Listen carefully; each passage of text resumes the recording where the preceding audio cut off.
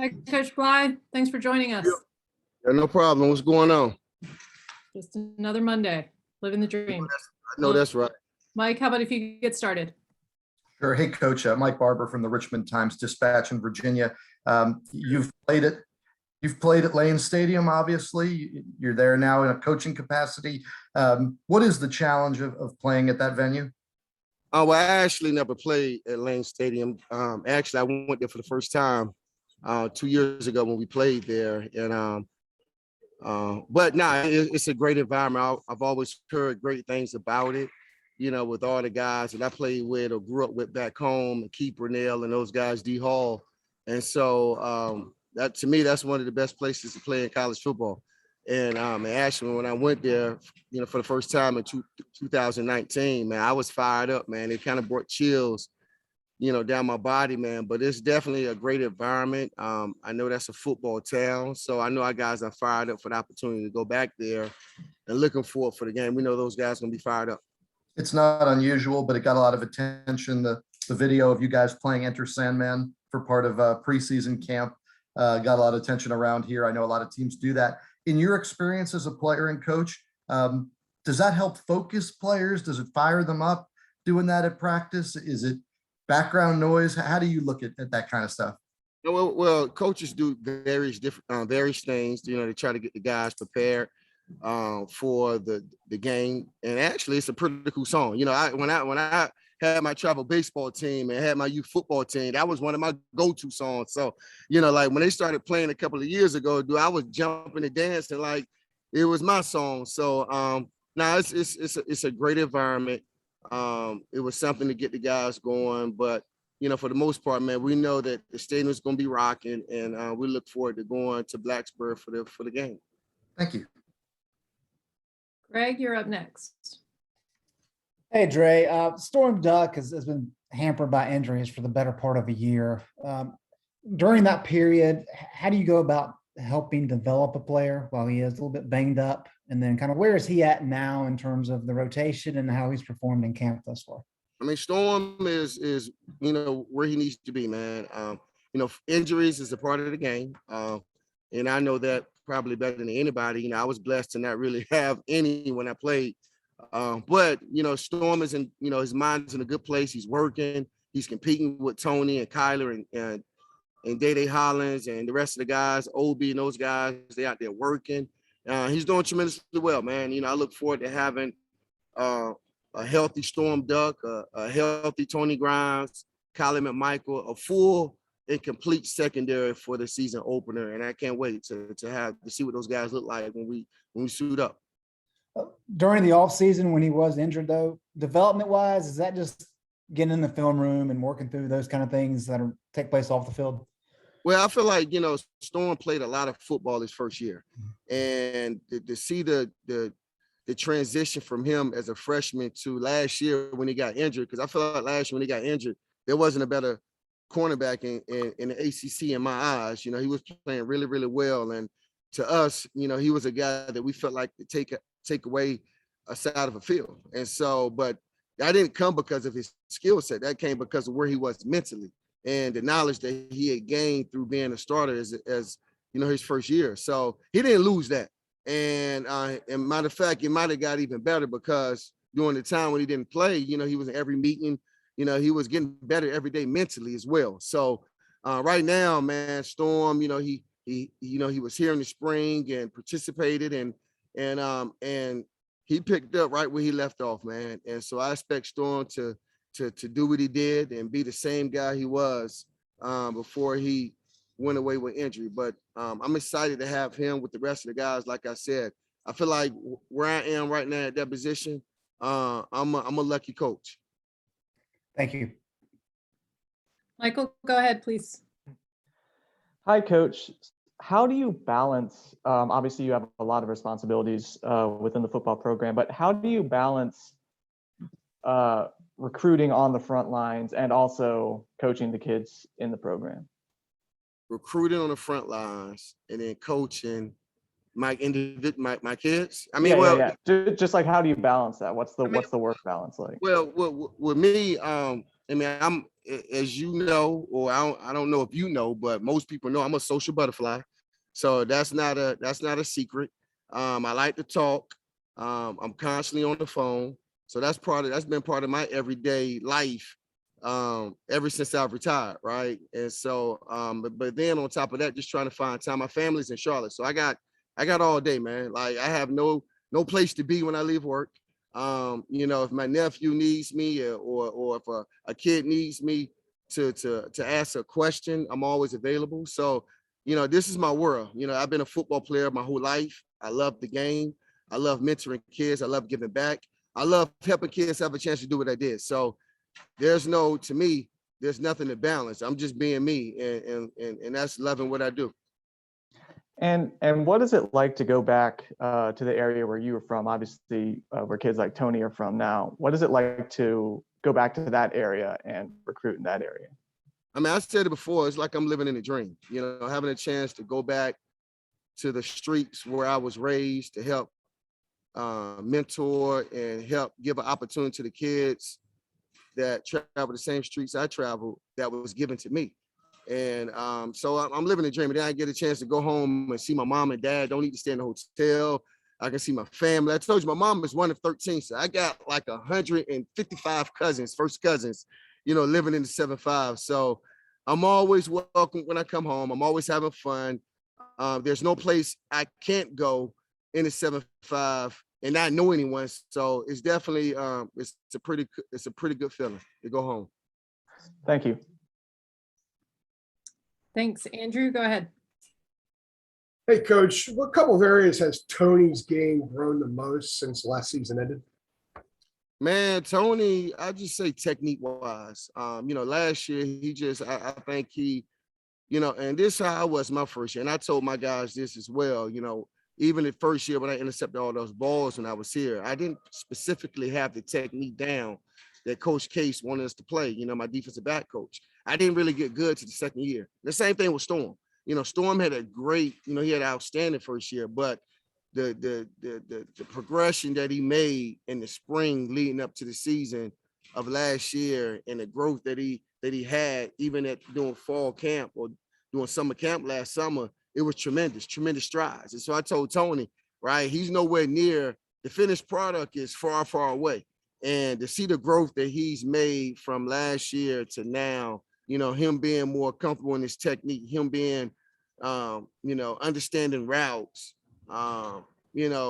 it's pretty cool to see. The same thing with Colin McMichael, to see the growth that he's made over a year or two.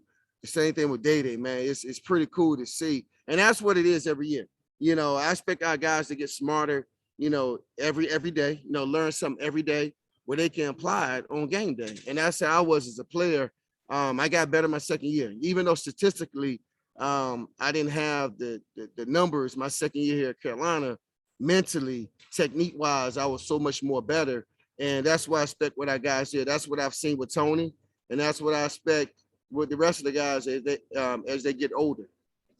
With Tony, given that he's got a very, very high ceiling, what is unique about his potential that maybe a lot of other guys that play corner don't have?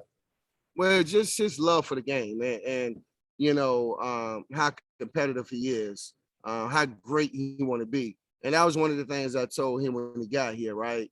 Because obviously he was a high recruited guy, but to me, to be a high recruited guy and don't meet the obligations of that status, to me, it isn't cool at all. So I was telling them, what comes with being a 5-star is XYZ. And these are the things that you need to do consistently for you to make sure that you sustain who you are. And the thing with that is, I don't know if that was something that he didn't know, but it was something that he wanted to embrace. And he's embraced every inch of it. Right now he's out here working extra right now. And that's the thing that I think that separates him from some of the other guys across college football is his desire to be great. Everybody, knows how he was the first one to the meetings last year, right? He was the last one to leave. He's constantly on the fourth floor asking questions and wanted to know ball. And so I think that's what separates him from some of the other guys in college football. Cool. Thank you. Appreciate that. CL, go ahead. Hey, Dré, I was curious, in what ways does Tony remind you of a young Dré Bly? Well, I would say this. He definitely talks a lot, right? So that's definitely something that he remind myself of. And it's the other thing. Like I do feel like us from where I'm from, we very confident, right? And we very, very competitive, and it shows, more so in us than anything else. And so that's what I would say. That's very similar. He's very expressive. He loved to compete. And it shows, and that's what I did. Shoot, I compete now. I mean, if you call me out right now, see, and ask me to go out there and run some routes, and you tell me I can't cover you, boy, you'll blow my mind. I get out there and put them things on you. So that's the way I'm wired. But I just think that's how he remind me of myself. We compete. We always think we're gonna win, and he always want to know more.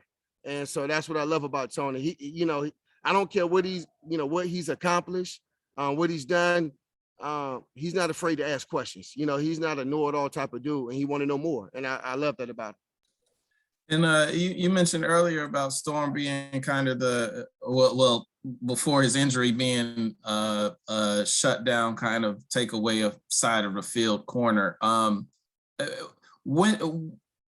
do you assess when somebody has gotten to that point? Like, what are the things you look for to let you know, okay, yeah, this guy is ready to be isolated out there, and I don't have to worry about it? Well, it's an air that you have when you're out in the field. I mean, we play the toughest position in football. Like, it's the only position I feel like when you do good, people see it. When you do bad, everybody sees it, right? They see more bad than you see good. You know what I'm saying? And that's because we singled out on the island. But when you get to a level, man, and when you everything you doing works, right? And you just so confident, man, and you nasty with it. It just shows, and the ball finds you. And that was one of the things, like when I was playing, I tell guys my first year, I had 13 picks, right? And they didn't necessarily throw the ball my way all the time, because the dude on the other side, we just were good all across the board, right? But I told you, like, I felt like I was Kobe Bryant when he scored 81 points. Like, when you rolling, the ball find you. And Storm last year, before he got injured, I feel like he was in one of those type of zones where he was playing that type of ball. And you can see it throughout his personality, his demeanor. His players saw it. His teammates, they were aware. And so that's what it was, man. And so we were excited last year, and I'm even more excited to have him back now. All right, thanks, Coach. Ross, go ahead. All right, a couple of things, Coach Bly. First, you abbreviate the 757 by 75. What's that about? Is it too long to say 3 letters? Yeah, I mean, everybody got nicknames, and the younger generation, they quick to abbreviate stuff, and so that's, after a while, we've been saying 757 for so long. Now they saying 75. So that's, I guess I done picked it up myself, and I'm, like I try to pick up on all the little lingo that the guys be saying, all the little dances that they do, and to try to stay youthful with the guys, man. But that's sort of like the abbreviation of 757 to 75. Got it. And y'all have a lot of talent at cornerback. When you listed them, Storm, Kyler, Day, Tony. How do you expect to kind of get them all the reps they deserve in a game where you only play 2 or 3 corners? How do you see that kind of going? What do you expect? What's the strategy there? Because all those guys are good enough to play, I imagine. Well, this is the thing. Like, every year since I've been here, the guys that we've started with, we didn't finish with, right? And so just make sure you got every guy's ready, right? And I'm never gonna have an issue in my eyes. I do a good job of managing my guys and having a good relationship with my players, and the guys trust me. And I'm one of those guys. I don't sugarcoat anything. I'm very honest. I try to give them a complete picture on what's what and what the plan is. And with me playing as long as I played, and me going through some of the things that I went through when I played, I can have conversation with guys. And guys, at the end of the day, if you're honest with players and let them know what it is, they'll go a long way with you. And so, but I make it aware, right? And I think because of the way we recruiting, the way I'm recruiting, and how our players are getting developed, and what they're able to do in Jay Bateman's defense, I'm gonna have to play guys, because I'm gonna have good football players. And so, and I've made that aware, right? And then, playing 80 snaps a game for what we do, playing 80 snaps, that's a lot of running, man. And that, during my time, we were playing 60 snaps. And so the football game has come to be no huddle, no run and shoot, right? So I think our guys are aware that they're gonna need breathers, and my guys aren't selfish. My guys aren't gonna be selfish at all. We all team guys, and I would not have issues managing my players. Thanks, Coach. All right, Gregory. Dré, Coach Bateman last week or so said that he thinks Giovanni might be the most improved player in the entire program. I was just curious your thoughts on him and his development. I have to agree, man. The dude has worked tremendously hard from the first day that he arrived, and he was a guy that, I think was struggling with the defense when we first got here, as I was, just learning the terminology and the words and the lingo and picking it up at the speed that we were trying to pick it up. It was tough. And just to see the growth that he's made, because, the safeties in our defense are like the quarterbacks. They make all the calls, make all the checks. And just to see the strides that he's been able to make in 2 years has been a miracle. And it's the thing, what I tell guys in recruiting, in this game, everybody's journey is different. And, you can't expect to have the same experience that I had or that, Brian Simmons had when he played. Everybody's journey is different. And so just understand the progression in the process, and, but give yourself a chance to be successful, which comes with training and educating yourself and studying. And if you do that, you give yourself a chance to maximize your full potential. And Gio has done it to the fullest. And it's really a joy to see him be rewarded for the hard work that he's put in. But Gio is a great football player. He's a guy that can get everyone lined up on the field. He knows what everybody is doing. When you got somebody back like that in your defense, just like Jeremiah Gimble, as a coach, you feel pretty good. Great. Thank you. All right, do we have anything else for Coach Bly? I think we're good. Thanks so much, everybody. Yes, ma'am. You guys have a blessed evening.